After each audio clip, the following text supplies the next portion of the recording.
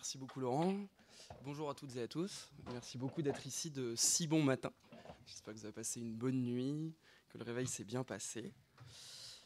Alors pour celles et ceux qui ne me connaissent pas, je vais me présenter rapidement. Je m'appelle Arthur Anguea.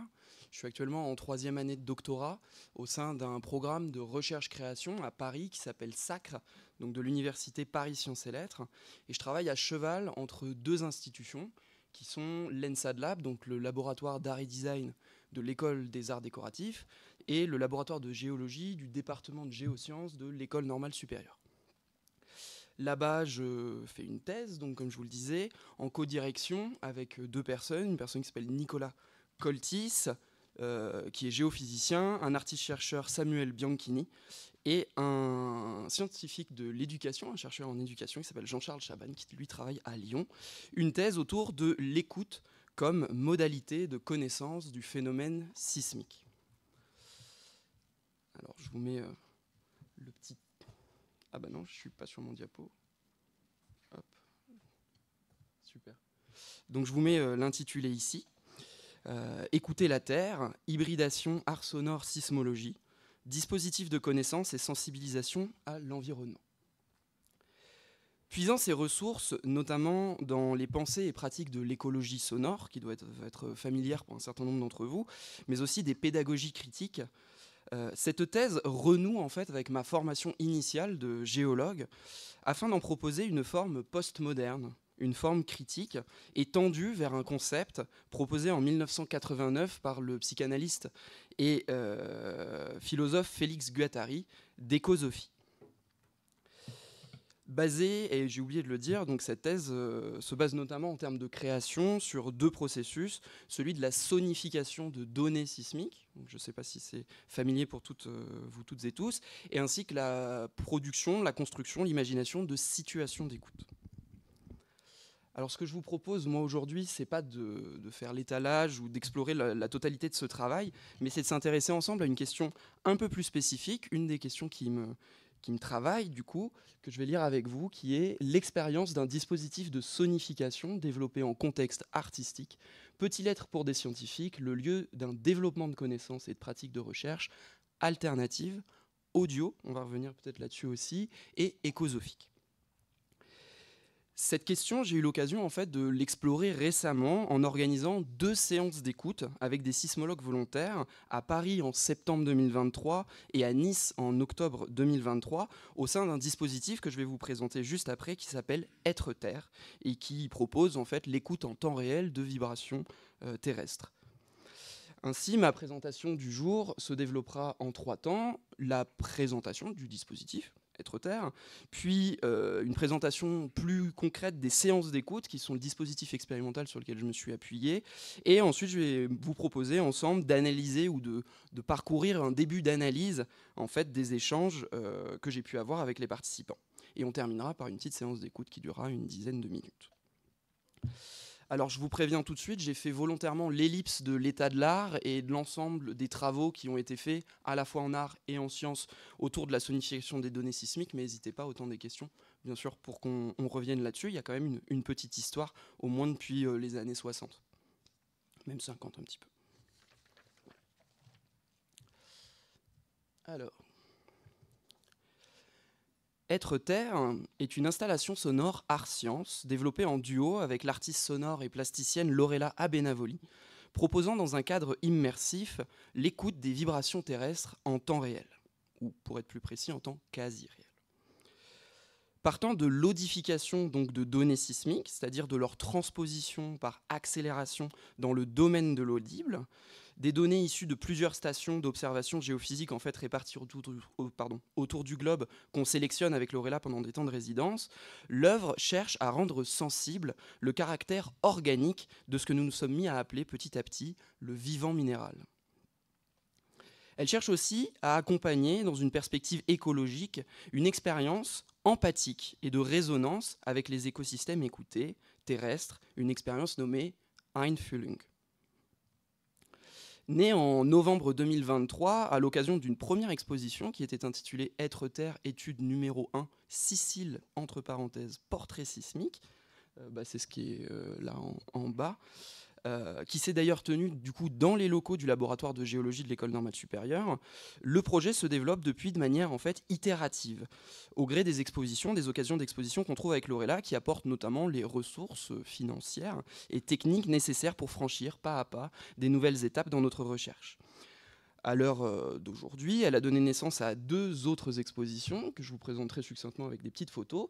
Être-Terre, étude numéro 2, variation océanique, qu'on a présenté à Brest en mars 2024, qui s'intéressait à des données sismiques sous-marines, polaires, de bord de côte. Et Être-Terre, étude numéro 3, ligne de temps, où on a essayé d'explorer aussi une dimension visuelle avec une représentation du coup qu'on a appelé vidéographie des données sismiques dans un espace 3D. Où en fait, on s'affranchit de la ligne de temps sur laquelle on développe habituellement la forme d'onde, et pour créer en fait une écriture nodale du déplacement dans l'espace X, Y et Z. Et pour celles et ceux que ça intéresse, on va réexposer normalement au théâtre de Corbeil-Essonnes 3 semaines à partir du 27 mars et jusqu'au 12 avril. Je pourrais vous donner plus d'infos si vous le souhaitez. Pour terminer là-dessus, je vous dirais juste que Être-Terre, dans le cadre de ce travail, est partagé avec les publics sous 2 modalités. Une modalité qui est celle de l'installation sonore, entre guillemets, qu'on met en scène dans cette photo, où les publics peuvent venir dans l'installation, rester le temps qu'ils veulent, profiter un petit peu de cette écoute temps réel des vibrations sismiques. Et puis on a aussi une autre activation qu'on fait à chaque fois, qui est sous la forme d'un programme avec des rendez-vous, sous la forme de séances d'écoute collective, où en fait on propose aux gens de venir pour écouter ce qu'avec l'Orela on a appelé des moments choisis, qui sont en fait, quand on est en résidence, nous on écoute en temps quasi réel beaucoup de stations. Et puis, de temps en temps, on a des surprises.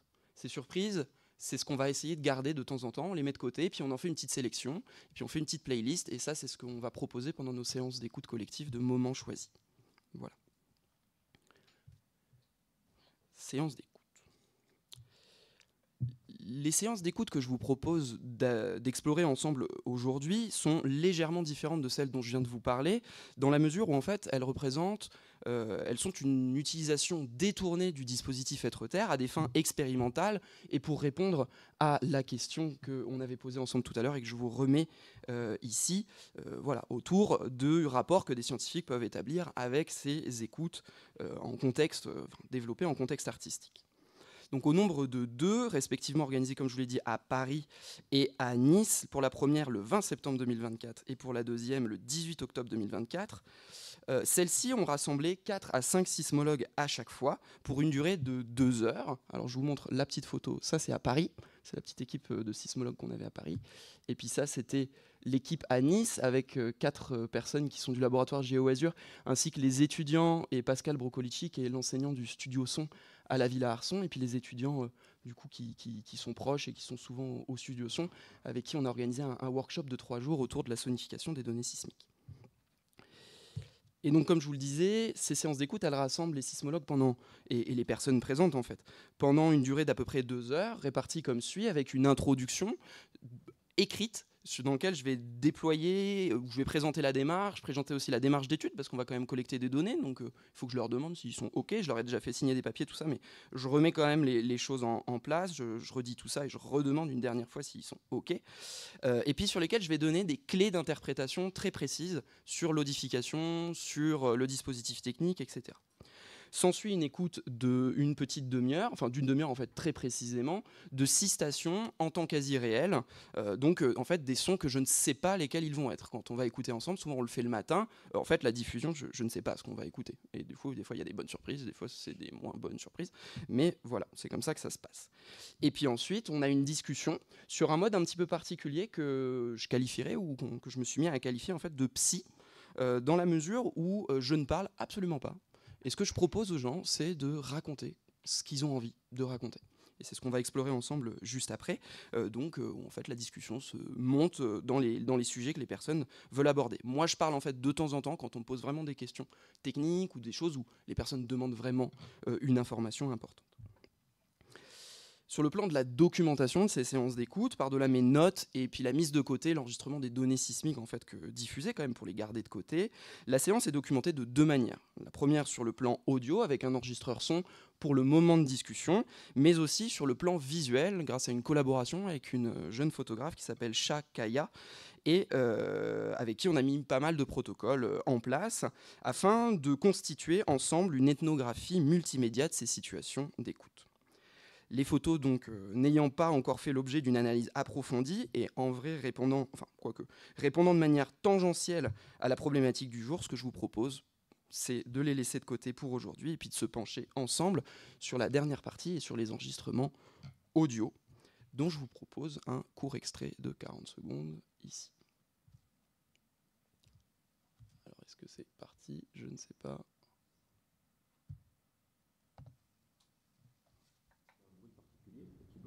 Ça, c'est un tracteur qui passe avec une remorque. Et il y a deux chiens sur la remorque. Donc un vient boire. C'est bien ça.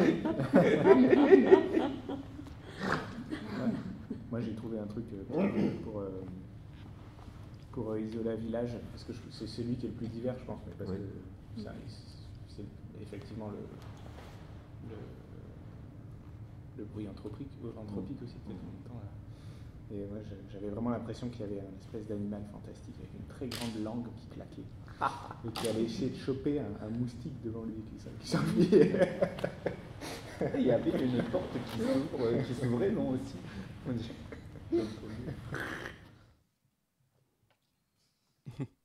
Voilà. Alors vous devinez, j'ai choisi aussi exprès un passage un petit peu humoristique, en tout cas moi j'ai trouvé vraiment, vraiment sympathique. Voilà, mais c'est surtout pour vous illustrer la méthode en fait, puisque sur le plan de la méthode, pour l'analyse de ces moments, j'oscille aujourd'hui entre deux manières de travailler qui sont en fait la réécoute de ces enregistrements, vraiment sur le plan audio, je me replonge dedans, je réécoute ce qui se passe. Donc en fait un type de données, je vais l'afficher ici, que j'ai qualifié de données primaires, qui sont vraiment l'audio brut, hein. Et puis le réarpentage, la relecture des verbatims que j'ai produits, donc des transcriptions écrites, hein, dont j'ai mis un petit exemple ici, qu'on qualifiera du coup dans ce cadre-là de données secondaires.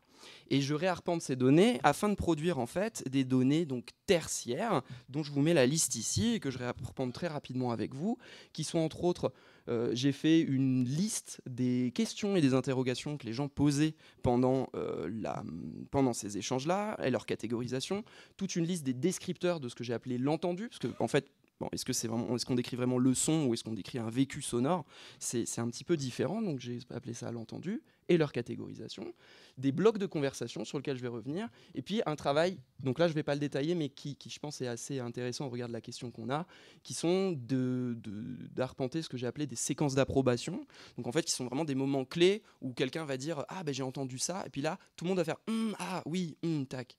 Et en fait là où on valide collectivement un descripteur sonore qui peut être tout à fait, entre guillemets, ésotérique, qui peut être quelque chose de très évanescent. Pour autant, on s'est mis d'accord ensemble. Et je pense que ça, c'est vraiment intéressant au regard de la question de constituer un savoir épistémologiquement audio.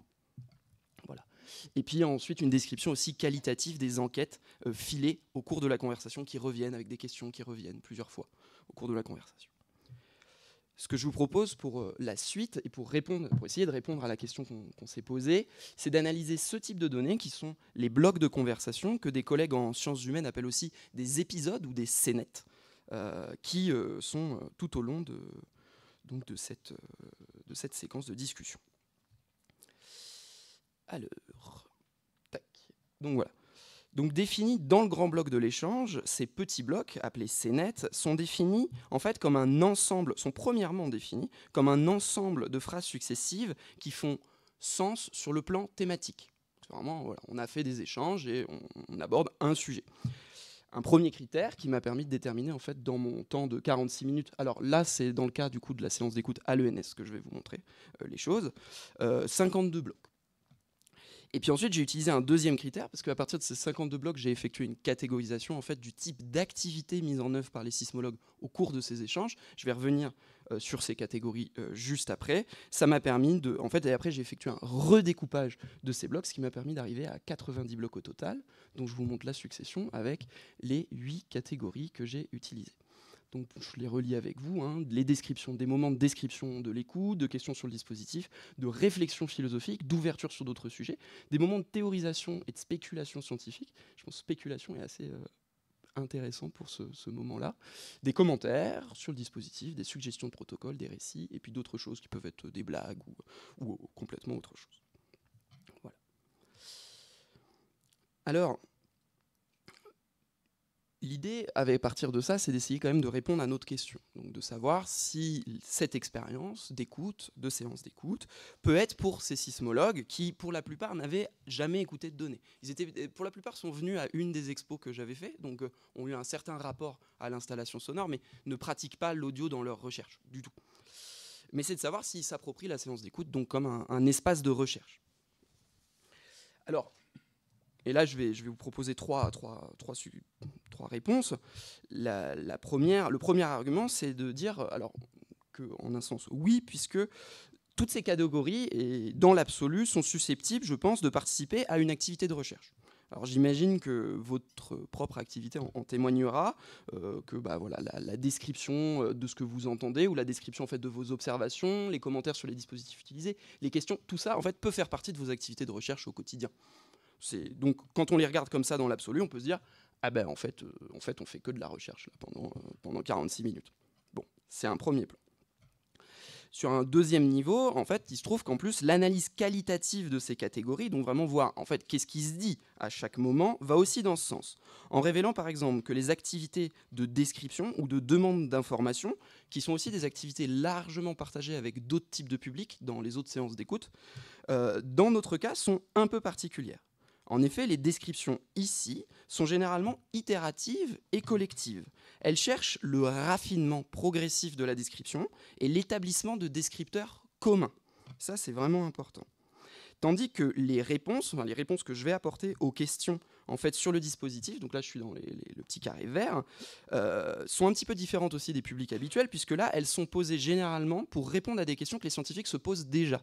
Donc c'est pas juste pour avoir des infos sur le dispositif, c'est qu'ils sont en train de se poser une question et ils ont besoin de cette info pour résoudre le problème.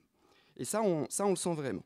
Donc ça participe d'une réflexion en cours et ça pour moi, c'est vachement intéressant au sens de dire que ces activités partagées avec d'autres publics, là, elles sont mises en œuvre de manière très particulière et je trouve d'une manière qui est très cohérente avec vraiment la recherche.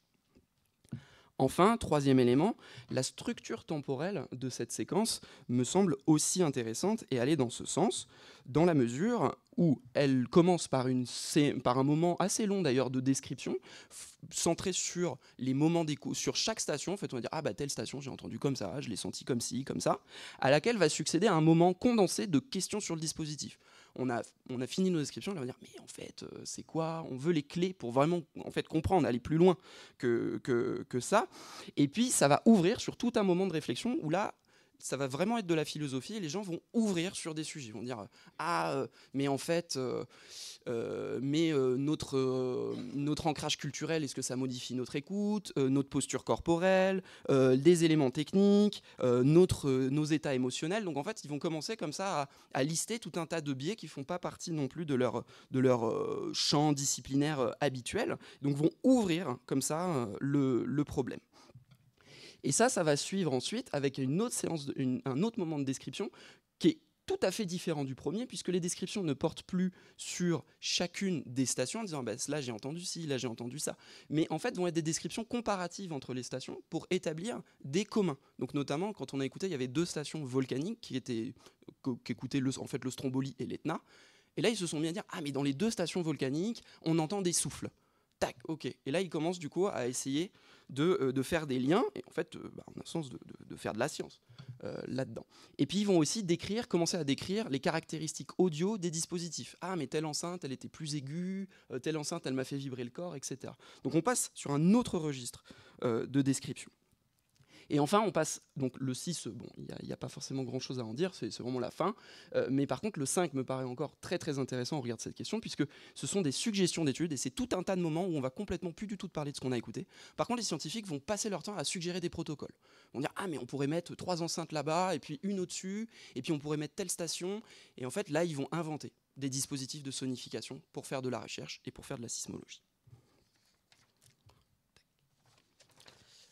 Alors, pour conclure, et pour arriver à... Alors j'ai quelques petites conclusions, ça va se passer en plusieurs étapes, mais à notre question déjà qu'on pourrait résumer comme ça, est-ce que cette expérience, que cette séance d'écoute peut être pour les scientifiques un espace de recherche? Bon, avec ce qu'on a dit, moi j'ai le sentiment qu'on peut dire oui. Oui, c'est effectivement un espace dans lequel va se développer de la recherche, et plus encore, c'est un espace dans lequel va vraiment se développer une recherche sismologique. Ça, je trouve ça assez chouette, en tout cas au regard de mon travail. Néanmoins, au regard de la formulation précédente, qui était de se demander si, en fait, alors est-ce que je l'ai remise, voilà, est-ce que ça développe en fait des connaissances, est-ce que c'est un espace non pas seulement de recherche, mais de développement de connaissances et de pratiques de recherche sismologique, mais aussi de recherche audio et alternative et écosophique, là, il va nous falloir d'autres arguments. Et bon, à ce stade, je n'ai pas tout pour vous y répondre, mais pour autant, je peux vous donner quelques pistes. En effet, sur la question du développement, à mes yeux, on pourrait répondre oui, au moins sur 3 aspects.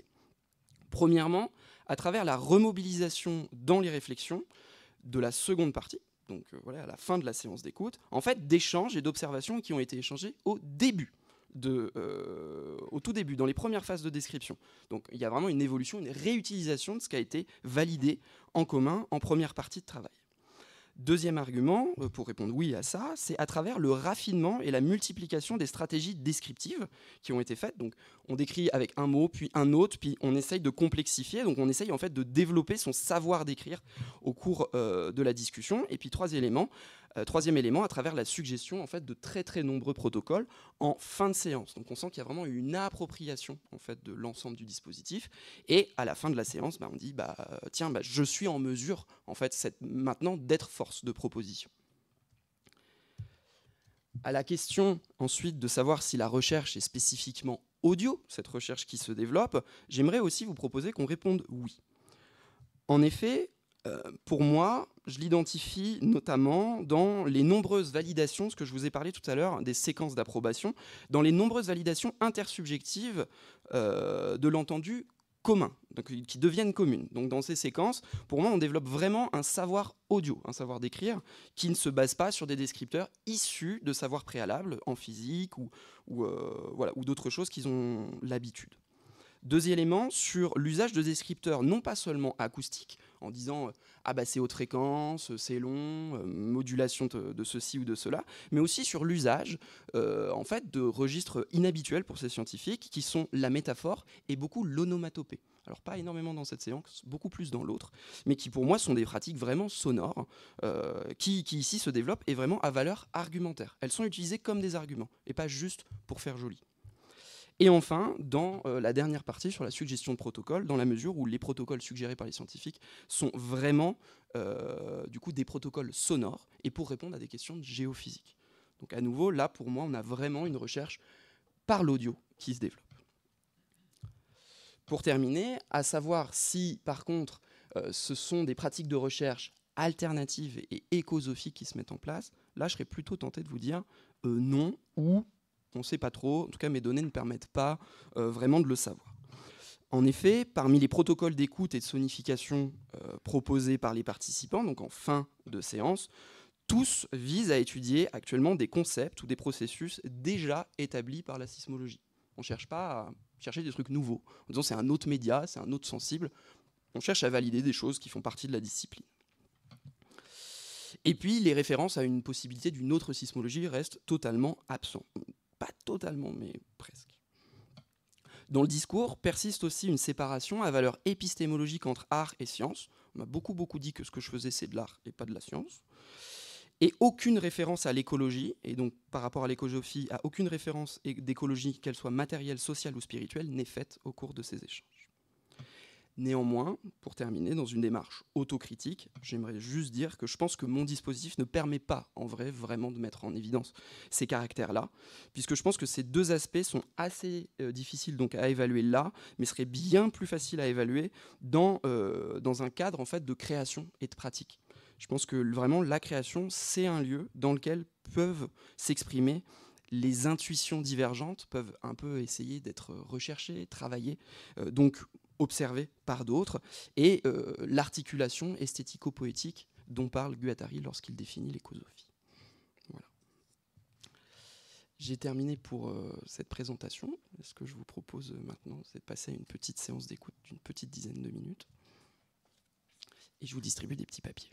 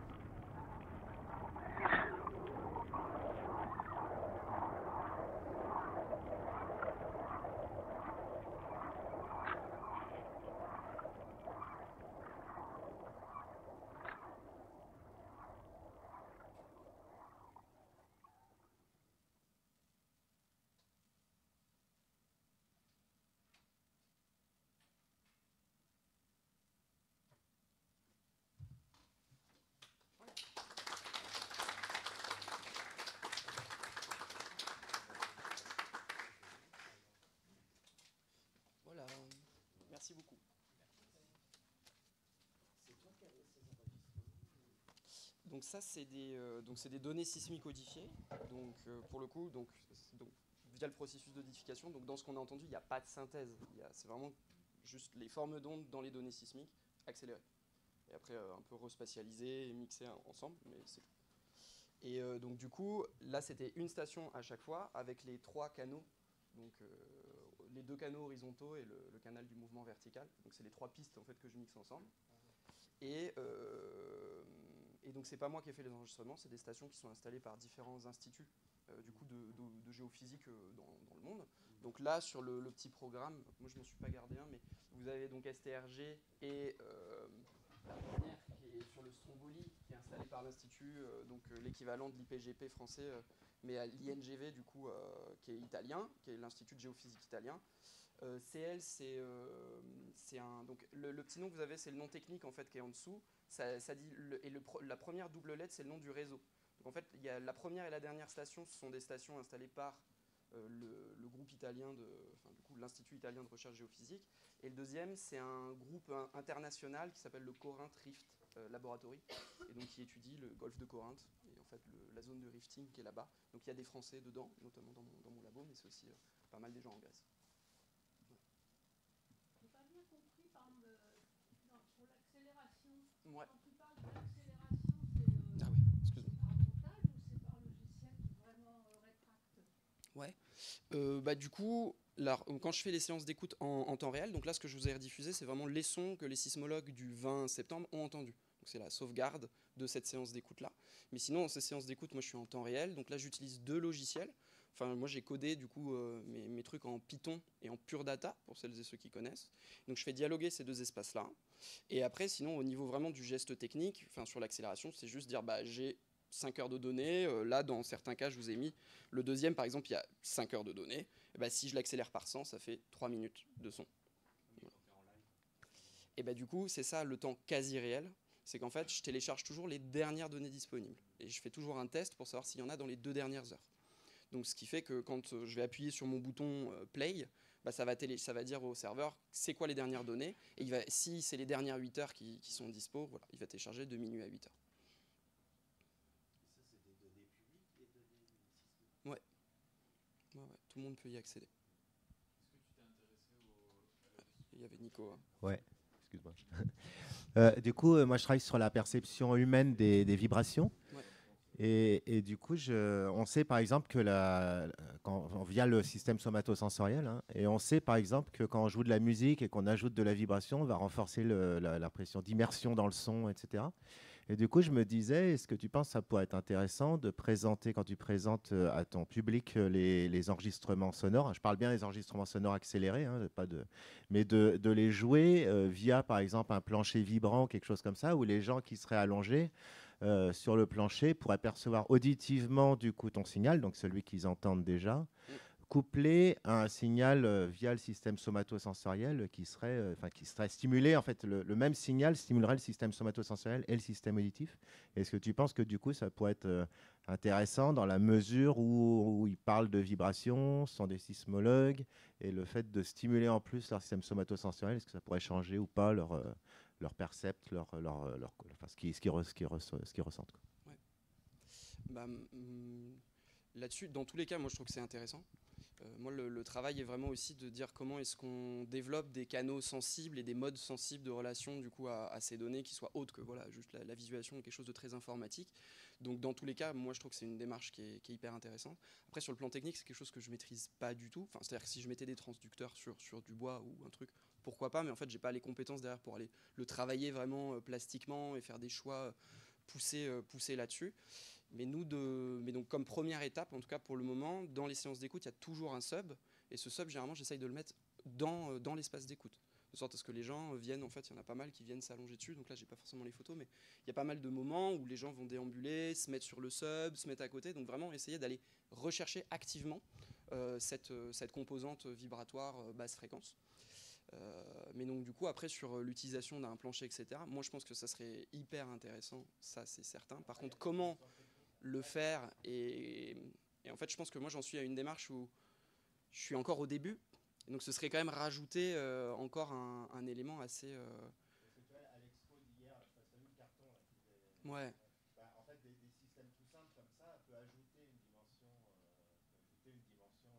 vibratoire, en fait, si tu mets des vibrants ou des actuateurs sous le plancher, tu peux assez facilement, je pense, coupler une stimulation vibratoire cohérente. Hein. Je parle bien de. Techniquement, je pense pas forcément très difficile. Et aujourd'hui, ils vendent aussi, j'ai jamais essayé, des gilets. Les gilets, ouais. Hein, jamais essayé ça. Ça pourrait être aussi une idée, c'est que les gens, en plus d'écouter, ils portent des gilets vibrants. J'en sais rien, je connais pas, c'est jamais enfilé. Bah, on en a pas mal discuté à Nice. Enfin, les gens, ça faisait partie vraiment de la discussion qu'on a eue à Nice. Ah ouais, on pourrait faire avec les gilets, etc. Moi, ma position vraiment là-dessus, c'est de dire, en fait, c'est intéressant, mais pour moi, c'est un autre espace artistique que je connais pas. Et il faudrait que je puisse faire des choix poussés, que je maîtrise aussi qu'est-ce que je mets dedans, pourquoi je le mets, etc. Donc c'est tout un espace à aller explorer sur lequel il faudrait prendre du temps. Mais voilà. Est-ce que c'est pas toujours l'idée que l'écoute n'est pas suffisante et d'en rajouter encore au niveau de la sensation qui fait que tout d'un coup on est dans deux sphères sensitives et que bon, au lieu d'approfondir une direction qui serait l'écoute, on multiplie les choses et au détriment de l'écoute. En fait, je pense que c'est deux stimulations qui sont généralement couplées. C'est-à-dire ce que tu disais, si tu mets un sub.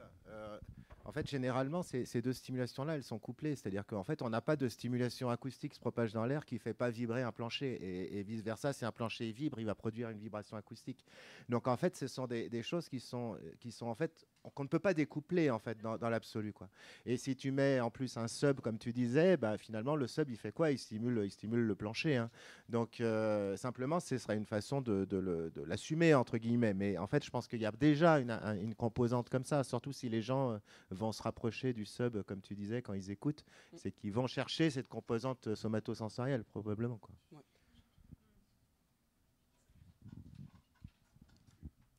Peut-être après.